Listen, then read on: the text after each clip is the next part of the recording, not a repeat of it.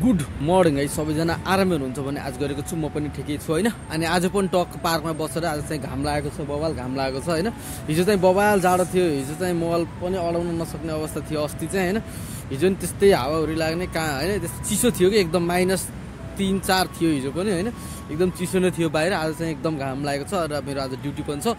अनि आज चाहिँ म तपाईहरुलाई चाहिँ रोमानियाको बारेमा, तपाईहरु चाहिँ यदि रोमानिया एप्लाई गर्ने सोचमा हुनुहुन्छ भने चाहिँ के काम सिकेर आउँदा चाहिँ तपाईहरुलाई चाहिँ यहाँ हाई स्यालेरी हैन अफर गर्छ कम्पनीहरुले भन्ने कुराहरु चाहिँ म यो भिडियोमा भन्नेछु। कृपया जति पनि एप्लाई गरिसक्नु भएको छ र गर्नेवाला हुनुहुन्छ उहाँहरुको लागि चाहिँ यो भिडियो एकदम कामको हुनेछ हैन। पुरा हेर्नु होला, च्यानलमा नयाँ हुनुहुन्छ चाहिँ च्यानललाई सब्स्क्राइब गर्नु होला। र सुरुमा कुरा गर्नुपर्दा सबभन्दा तपाईलाई एकदम काम सिकेर आएर तपाईलाई चाहिँ यहाँ धेरै स्यालेरी पेमेन्ट गर्ने भनेको एक नम्बर छ तपाईको ड्राइभर है। यदि चाहिँ ड्राइभर हेभी ड्राइभरहरु सिकेर आउँदै हुनुहुन्छ भने अथवा तपाई ड्राइभर हुनुहुन्छ भने यहाँ तपाईहरुले चाहिँ ड्राइभर गर्नुहुन्छ भने चाहिँ तपाईहरु चाहिँ यहाँको चाहिँ लाइसेन्सहरु बनाउनु पर्ने हुन्छ हैन। नेपालको लाइसेन्सले काम गर्दैन, तपाईलाई यहाँ आएर छुट्टै प्रोसेस गरेर तपाईहरुले चाहिँ लाइसेन्सहरु यहाँ आफ्नो इन्टरनेशनल लाइसेन्स बनाउनु पर्ने हुन्छ, युरोपभरि चल्ने खालको लाइसेन्स। त्यसको लागि चाहिँ केही संघर्षहरु चाहिँ तपाईले गर्नुपर्ने हुन्छ। यदि तपाईहरु पहिले नै नेपालमा ड्राइभर काम गरिराख्नु भएको छ भने चाहिँ तपाईलाई चलाउन त सजिलो भयो, तर चाहिँ यहाँको अलिअलि भाषा जान्नु भएर यहाँको नियम नीतिहरु जानेर तपाईले चाहिँ ड्राइभर सिक्नु भएर यहाँको लाइसेन्स निकाल्नु भयो भने चाहिँ तपाईले एकदम भनौं न तपाईको त्यही आफ्नो लाइसेन्सलाई इन्टरनेशनल लाइसेन्स बनाउन नि मिल्नला हैन। तर त्यसको लागि चाहिँ केही प्रोसेसहरु छ, त्यति गरेर तपाईले चाहिँ यहाँको लाइसेन्स निकाल्न सक्नुभयो अथवा तपाईको नेपालको लाइसेन्सलाई इन्टरनेशनल लाइसेन्स बनाउन सक्नु भयो भने चाहिँ तपाईहरुले चाहिँ यहाँ कम्तीमा पनि 1.5 लाखदेखि 2 लाखसम्म मजाले ड्राइभरमा आएर तपाईहरुले चाहिँ यहाँ कमाउन सक्नुहुन्छ है। अनि अर्को कुरा गर्नुपर्दा अर्को छ यहाँ सिकेर आएर तपाईले एकदम धेरै स्यालेरी हुने भनेको अर्को चाहिँ कुक।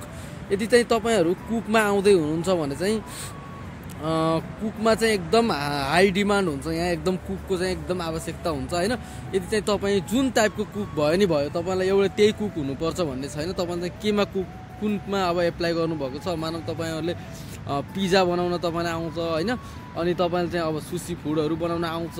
अब यहाँको रोमानियनहरु भनौं न यहाँ रोमानियामा चाहिने कुराहरु तपाईले यहाँको चाहिँ बिस्तारै सिक्ने चाहिँ, तर चाहिँ कुक यदि तपाई हुनुहुन्छ भने चाहिँ अब जस्तै केकहरु बनाउनुहुन्छ तपाईहरुले हैन, त्यस्तो कामहरु तपाईलाई आउँछ भने चाहिँ तपाईहरुको चाहिँ यहाँ आएर चाहिँ एकदम तपाईलाई स्यालेरी चाहिँ एकदम धेरै प्रोभाइड गर्छ। जुन नर्मल वर्करहरु आउँछ जस्तै हामी अब हेल्परहरु भयो त्यो भन्दा धेरै राम्रो हुन्छ तपाईहरुलाई चाहिँ। अब खाना बस्न कम्पनी सब कम्पनीले दिन्छ, तपाईलाई त्यही माथि स्यालेरी हुन्छ, टिप्स हुन्छ हैन। त्यसले गर्दा चाहिँ कुकहरुको पनि एकदम राम्रो हुन्छ। तपाईले सुरुमै 4045 देखि 5055 सम्म ढुक्क कमाउन सक्नुहुन्छ।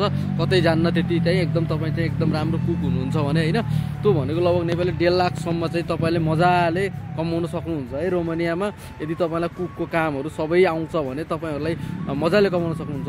अनि अर्को कुरा रहेको छ तपाईको वेल्डरको है। वेल्डर भनेको चाहिँ तपाईलाई जस्तै वेल्डिङहरु गर्न आउँछ हैन, वेल्डिङहरु गर्न आउँछ भने तपाईहरुलाई चाहिँ वेल्डिङको चाहिँ कस्तो हुन्छ भने कम्पनी हेरेर हुन्छ। यहाँ भनेको कसैकोमा अब ओभरटाइम चल्ने चान्स धेरै हुन्छ वेल्डरहरुमा, किनभने चाहिँ तपाईहरुले काम अब कहिलेकाहीँ एकदम हेभी हुन्छ। हेभी भन्नाले अब कहिलेकाहीँ डिमान्डहरु धेरै आएको हुन्छ, त्यो कारणले चाहिँ तपाईहरुले चाहिँ आफ्नो जो 8 घण्टा ड्युटी छ त्यो भन्दा पनि बढी श्रम गर्न पर्न सक्छ। त्यसको चाहिँ छुट्टै पैसा आउँछ। वेल्डरको चाहिँ घण्टाको सिस्टमले दिन्छ प्राय कुनै कम्पनीले चाहिँ तपाईलाई मन्थली पेमेन्ट गर्छ। अब त्यो कम्पनी हेरेर हुन्छ हैन, आफ्नो कस्तो कम्पनीमा पर्छु भन्ने हो। तर वेल्डिङ यदि तपाईलाई वेल्डिङ कामहरु राम्रो यस्तो एकदम आउँछ भने तपाईलाई यहाँ एकदम हाई एकदम राम्रो छ है, एकदम राम्रो कम्पनीमा पर्नु भएर तपाईलाई वेल्डिङ कामहरु एकदम राम्रोसँग आउँछ भने तपाईहरुको ढुक्क हुनुस्, एकदम राम्रो हुन्छ वेल्डिङ कामहरुको लागि। यहाँ नेपालमा जस्तो हानेको हुँदैन, यहाँ चाहिँ त्यो रडबाट हान्दैन वेल्डिङ हान्दा चाहिँ, त्यहाँ त्यो अर्कै मिक वेल्डिङ भन्छ यहाँ चाहिँ हैन, त्योबाट चाहिँ तारबाट हान्ने वेल्डिङ हो। बवालै हुन्छ, सजिलो हुन्छ, त्यस्तो गाह्रो हुन्न हैन। त्यसको कारणले चाहिँ अब तपाईको ओभरटाइम चलेर तपाईको चाहिँ कम्पनीले राम्रो घण्टा सिस्टमले ओभरटाइमको राम्रो दियो भने त्यसमा नि तपाईले 4500-5000 कमाउन कसैले रोक्न सक्दैन। एकदम राम्रो नै हुन्छ। त्यसमा वेल्डिङमा नि एकदम राम्रो छ। हाम्रै कम्पनीमा नि हुन्छ दाइहरु हैन, हामी आको कम्पनीमा नि छ दाइहरुको त्यति मजाले कमाउनुहुन्छ। ओभरटाइम चल्नु पर्यो र सप्लाई कम्पनी हुनु भएन, डाइरेक्ट कम्पनीमा पर्नु पर्यो, त्यति मजाले कमाउनुहुन्छ। खाएर बसेर हैन रमाएर पनि कमाइन्छ क्या। त्यो 4000 त मजाले बच्छ, 4045 चाहिँ मजाले बच्छ है।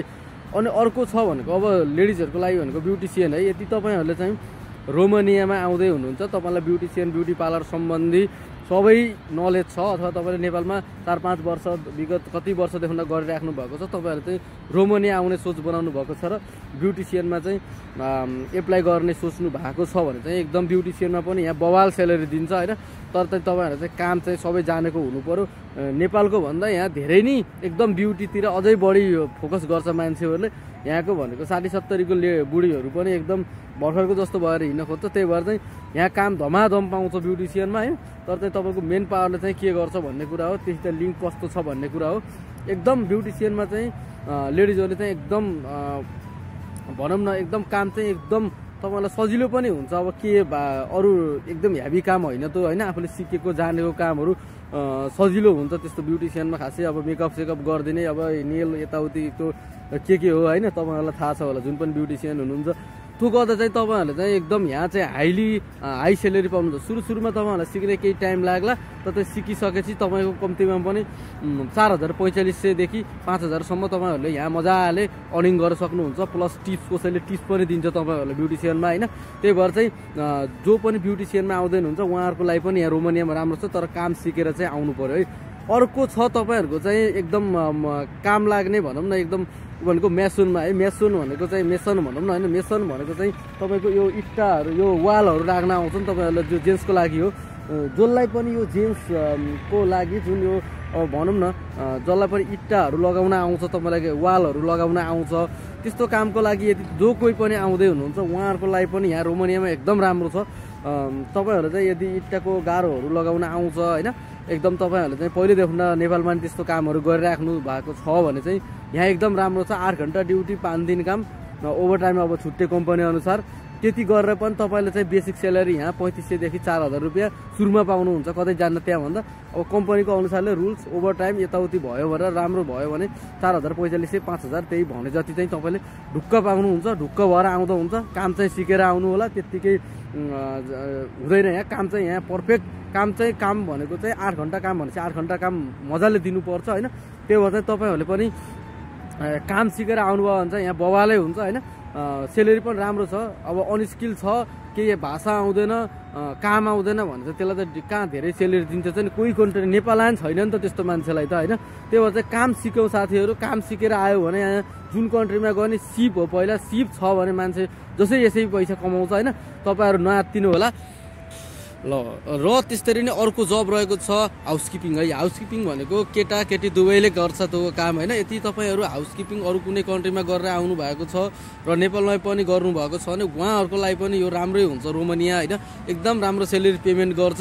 तपाईँहरूले चाहिँ अब होटल सम्बन्धी हाउसकिपिङहरूमा बेडहरू मिलाउनेदेखि र सरसफाइ लेखुन लिएर यताउति सबै तपाईँलाई नलेज छ यताउति छ र त्यसैमा एप्लाई गरेर तपाईँ यहाँ रोमानिया आएर त्यही काम पाउनुभयो भने तपाईँहरूलाई चाहिँ एकदम गुड हुन्छ।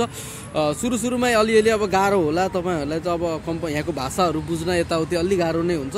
त्यसपछि जब तपाईँहरूले यहाँको पुरै जान्नुहुन्छ, यहाँको भाषा काम सबै जान्नुहुन्छ, त्यसपछि तपाईँलाई डेफिनेटली एकदम राम्रो सेलेरी पेमेन्ट गर्छ। 4,000देखि माथि नै हुन्छ सुरुमा, तपाईँहरू आत्तिनु पर्दैन। सबैले यस्तो कामहरू सिकेर एउटा सिप चाहिँ मैले जुन टपमा राखेको यही काम मात्रै सिकेर आउनु भन्न खोजेँ होइन मैले। तर चाहिँ तपाईँसँग केही न केही सिप चाहिँ यहाँ काम लाग्ने खालको सिप छ भने चाहिँ पक्कै पनि तपाईँहरूले चाहिँ रोमानियामा आएर अरूले भन्दा जुन नर्मल वर्करहरू आउँछ, फ्याक्ट्री वर्कर भयो, वायर हाउस भयो, वेटर भयो, भनौँ न क्लिनर भयो, त्यसले भन्दा चाहिँ तिनीहरूको पोजिसनको भन्दा चाहिँ धेरै नै पैसा कमाउने अपर्च्युनिटी पाउनुहुन्छ। त्यही भएर चाहिँ सुरुमा चाहिँ आउँदा चाहिँ तपाईँहरू चाहिँ मेन भनेको चाहिँ तपाईँहरूले चाहिँ काम चाहिँ सिकेर आउनुभयो भने चाहिँ डेफिनेटली तपाईँहरूलाई पनि यहाँ राम्रो छ रोमानियामा। ल आजलाई चाहिँ अब त्यति नै गरौँ होइन। सिउ नेक्स्ट ब्लग होइन। त्यसको लागि चाहिँ जय श्रीराम, जय नेपाल बाई। म पनि ड्युटी जानुपर्ने हुन्छ। किचन हेल्परको चाहिँ पनि जोड दिएँ मैले। किचन हेल्पर पनि कटिङ सटिङ सिकेर आउनु भने राम्रो नै छ है। ल सिउ नेक्स्ट ब्लग, जय श्रीराम, जय बाई है।